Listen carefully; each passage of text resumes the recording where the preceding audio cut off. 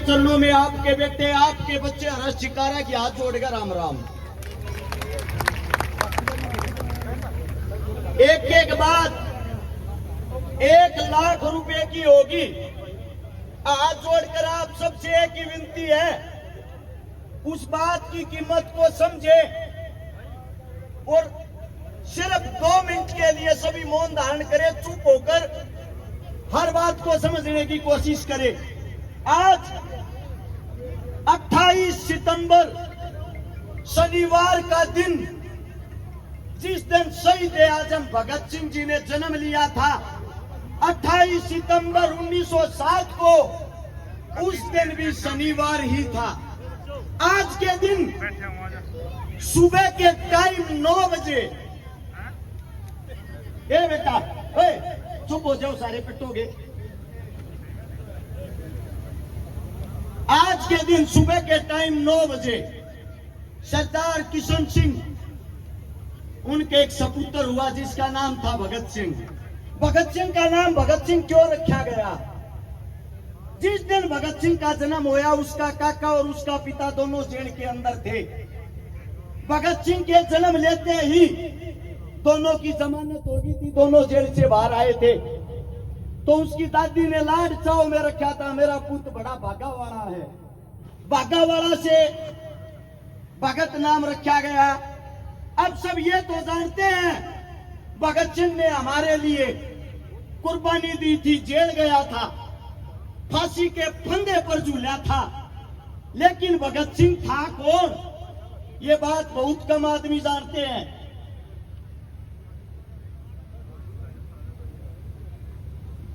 सबसे बड़ी चीज, शहीद आजम भगत सिंह, उनके काका, दोनों के दोनों उनके पिता, तीनों के तीनों क्रांतिकारी। उनके दादा अर्जुन सिंह क्रांतिकारी। देश के लिए उनके काका ने जेल के अंदर ही अपनी शहादत दे दी थी। अब बात यह आती है, भगत सिंह की ज्यादा लंबी चौड़ी बात बताऊंगा तो शायद आप लोगों की समझ में नहीं आएगी, लेकिन उसके जीवन की एक आखिरी 12 घंटे बताता हूं। आखिरी 12 घंटे आपकी आंखों से आंसू की जगह खून निकल आएगा। 23 मार्च का वो दिन, सुबह की टाइम, जोरदार आंधी आती है और जेल के बाहर से आता है जेल का नाई बरकत सिंह। ओए, आज मेरा भगता नहीं रहेगा, ओए, आज मेरे भगते को फांसी तोड़ देंगे। हर जेल के गेट को बंद करते हुए, रोते हुए, इतनी देर में बाहर से पुलिस प्रशासन आती है कि भगत सिंह को जेल से बाहर निकालो। 13, 14, 15 नंबर बैरक में तीनों दोस्त, भगत सिंह, राजगुरु, सुखदेव। 14 नंबर में भगत सिंह। अगर कोई साथी ये सोचता हो ज्यादा लंबा तगड़ा भगत सिंह था, 5 फुट 10 इंच हाइट, 57 किलो वजन, 27 की कमर, 32 की छाती, 7 से 8 नंबर का जूते का साइज, 6 बाई 6 की उसकी चक्की थी जिसके अंदर वो विश्राम करता था। भगत सिंह का वजन फांसी के टाइम 5 किलो बढ़ गया था। भगत सिंह को फांसी के लिए बाहर निकालते हैं और बाहर निकालकर जब फंदे की तरफ लेके जाते हैं, वो टाइम था शाम के 7:30 बजे का। भगत सिंह को फंदे पर लेकर गए, तीनों दोस्त एक साथ खड़े हैं। अंग्रेज पूछते हैं कोई आखिरी ख्वाहिश?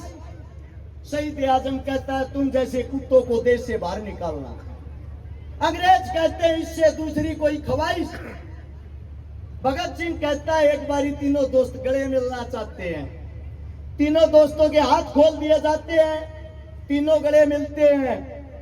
गले मिलते ही बड़े खुश होते हैं, बड़े हंसते हैं और मुस्कुराते हुए कहते हैं मेरे दोस्तों अगले जन्म में फिर मिलेंगे। तीनों फांसी के फंदे को चूमते हैं और तीनों जब फांसी के फंदे को चूमते हैं, 7:30 से लेकर 7:33 पर उनको फांसी तोड़ दिया जाता है। फांसी तोड़ने के बाद तीनों को जब नीचे उतारा गया, उसके बाहर जो आवाम थी, जो जनता थी, वो तिलमिला रही थी, वो रो रही थी। उस जनता की संख्या 1 लाख से ज्यादा थी। अब यहीं से एक बात सोचना, वही लाहौर जेल है उस जेल के अंदर जहां मैं खड़ा हूं, यहाँ भगत सिंह फांसी तोड़ा गया है और उस जेल के चारों तरफ ये जो जनता यहाँ बैठी है, ऐसे ही जेल को घेरे हुए 2 लाख से ज्यादा आदमी थे। अगर एक आदमी एक ईंट को उठाता, जेल नाम की वहां चीज नहीं बचती। उन्हीं के अंदर जेल के बाहर एक बोगा भंगी खड़ा था, बोगा वाल्मीकि जिसका नाम था, और भगत सिंह से जिसने ये बोला था, ओए भगते तेरे को आखिरी रोटी अपने हाथ की खवाऊंगा रे। जो बोगा वाल्मीकि था वो भगत सिंह की जेल की सफाई करता था। भगत सिंह ने एक दिन उससे कहा, जीते जी अग बेटा मेरे लिए रोटी लेके अपने घर से। बोगा कहता, मैं वाल्मीकि समाज का हूं, आप उच्चतम समाज से आते हो सरदार जी, मेरे हाथ का खाना कहां खाओगे। भगत सिंह ने कहा, तू मेरी बेबे है, तू मेरी माँ के समान है जो मेरे मलमूत्र को साफ करता है। जब मैं अपनी बेबे की याद करता हूं तो तेरे अंदर अपनी बेबे देखता हूं, मेरे हाथ की, तेरे हाथ की मैं रोटी खाना चाहता हूं, रोटी बना के लाना। बोगा रोटी बना के लाता है, भगत सिंह के सामने रख देता है। भगत सिंह ने टूट तोड़ के जब मुंह में दिया ना, बोगे की आख्या मासुआन लागे रे भगते, तना लोग ठीक पूछा रे, तू जात पात धर्म मजहब क्या नहीं मानता रहे, सबसे बड़ा एक ही चीज है और वो चीज है भाईचारा। उसी वजह से भगत सिंह ने कमेंट किया था कि जब भगता फांसी टूटेगा आखिरी रोटी तेरे हाथ की खागा। और वो बोगा जेल के किवाड़ पीटता है, अरे मेरे भगते ने मेरे हाथ का एक टूट तो खा लेने दो। अरे ओए बदतमीजो, उसके बाद फांसी पर चढ़ा लियो। बाहर बोगा रोन लाग रहा, परिवार रोन लाग रहा, और अंदर जिनको फांसी तोड़ी गई उन्होंने देखा कि जेल के अंदर अगर सारी जनता भाग आई कहीं जेल को ना तोड़ दे, इसीलिए ट्रक मंगवाया गया। एक ट्रक के अंदर भगत सिंह, राजगुरु, सुखदेव को जिनको लेटा कर उनके कुल्हाड़ी से बोटे बोटे किए गए और फिर एक बोरी के अंदर उनकी लाश को डाला। वह लाश डाल के जेल का पिछला गेट फाड़ के और उड़े के ले काट के लेकर गए और दूर ले जाकर सतलुज नदी के किनारे मिट्टी का तेल छिड़क कर आग लगा दी। जब इस बात का पता लगता है हिंदुस्तानियों को, वहां भागते हैं, उन लाशों को बचाते हैं, उन लाशों को बचा के लेके सुबह के टाइम उनका अंतिम संस्कार करते हैं। अपने हिंदुस्तान के अंदर उस टाइम भी एक कमी थी, आज भी एक कमी है। जब वो शहीद हो गए, उनकी लाश का अंतिम संस्कार करने के लिए 5 लाख आदमी एकत्रित हुए थे और भगत सिंह कहता था, अगर जिंदा रहते हुए 5 लाख आदमी एकत्रित हो गए, हिंदुस्तान को आजाद करा दूंगा। आज भी इस देश को भगत सिंह की जरूरत है। आज भी इस देश के हालात बताता हूं, शेर टंगे थे फांसी पे और गिद्दड़ बन के राजा। एक क्रांति की और जरूरत है, सुनता हो तो भगत सिंह उल्टा आ जा। आप लोगों के बीच में आज एक बात बताता हूं। भगत सिंह की मां ने कहा था, ये बेटा तू उल्टा भी आवेगा कि ना आवे। भगत सिंह ने कही तेरी मां आऊंगा, बिला पहचानूंगी क्यों कर, बिला जो हक के लिए, जुल्म के लिए, किसानों के लिए, जवानों के लिए जो लड़ता दिखाई दे, उसी के अंदर सोच लेना तेरा बेटा भगत सिंह है। आज भी आप लोग उन पार्टियों के गुलाम हो रहे हो, बताते हुए शर्म आती है। जुआ गांव में ये प्रोग्राम जुआ गांव की तरफ से कराया गया है। शहीद आजम भगत सिंह का यहाँ जन्मदिन मनाया गया है और कांग्रेस और बीजेपी पार्टी वाले फोन कर कर अपने कार्यकर्ताओं को बोल रहे हैं कि अरेस्ट चकारा के प्रोग्राम में एक भी आदमी नहीं जाना चाहिए। जिंदाबाद जिंदाबाद। आप लोगों के बीच में एक का बात कहने लग रहा हूं, एक का बात इसको समझने की कोशिश करना। थारा छोरा भगत सिंह ने दोबारा जिंदा करना चाहे है, वह लड़ाई दोबारा लड़ना चाहे है। एक हफ्ता अपने बालक का साथ दे दो, 1000 भगत सिंह बना दूंगा, गारंटी है।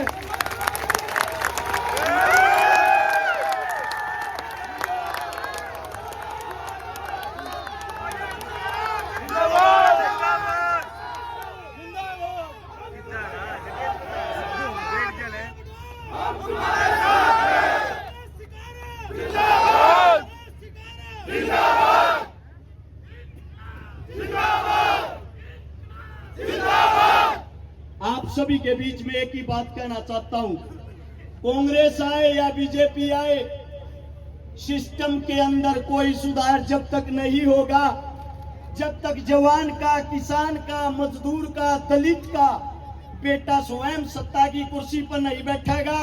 एक बात आप लोगों के बीच में कहता हूं, जईब की बार हमने गवाना जीत लिया, अगली बार सारे गरीबा के बड़का में कुर्सियां पर बैठाऊंगा और हरियाणा जीत कर दिखाऊंगे।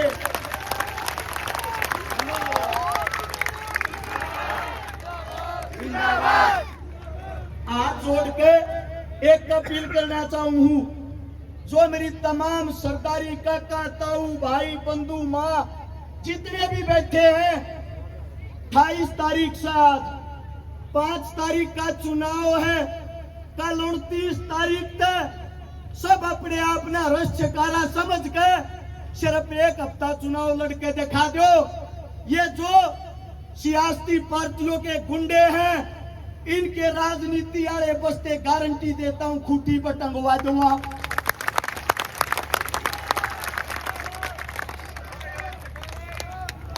तारा बेटा हाथ जोड़कर थारते एक विनती करने लग रहा है, जो लड़ाई शहीद आजम भगत सिंह, राजगुरु सुखदेव, चंद्रशेखर आजाद जी आधी अधूरी छोड़ कर गए थे, 8 तारीख को अगर तुम्हारा बच्चा विजयी घोषित हुआ, 9 तारीख को वह लड़ाई दोबारा शुरू कर देंगे।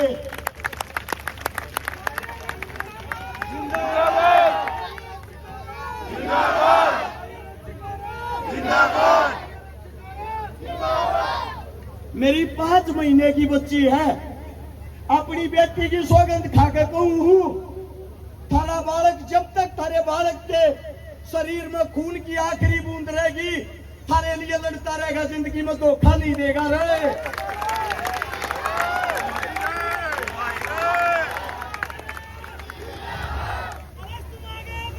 हम तुम्हारे साथ हैं, हम तुम्हारे साथ हैं। तारा बालक पैसे तब होता हो सका है, लड़ाई दिल इसे नेता मंत्री तब होता नहीं से, तम गाल खड़े हो लो, सारे नेता मंत्री की कड़कड़े का काट दूंगा, गारंटी है।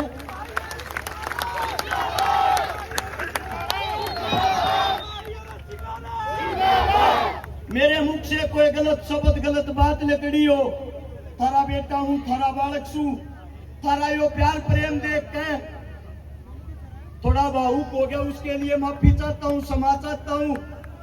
जो जहां बैठे हैं न्यू के न्यू बैठे रहियो, 20 मिनट का प्रोग्राम रह गया, सिर्फ 4 हरियाणवी कलाकार रह गए, तम ना अपने बच्चे की कसम लाकर को कीते तभी नहीं लगा ना, न्यू मानेंगे जुआ गांव में गए थे, हमारे सम्मान नहीं मिला। आज जोड़ के एक बात कहूं हूं, इस धरती की कसम खाकर कहूं हूं, थारे दूध न थारा छोरा लजावेगा नहीं, गल गल खड़े हो लो।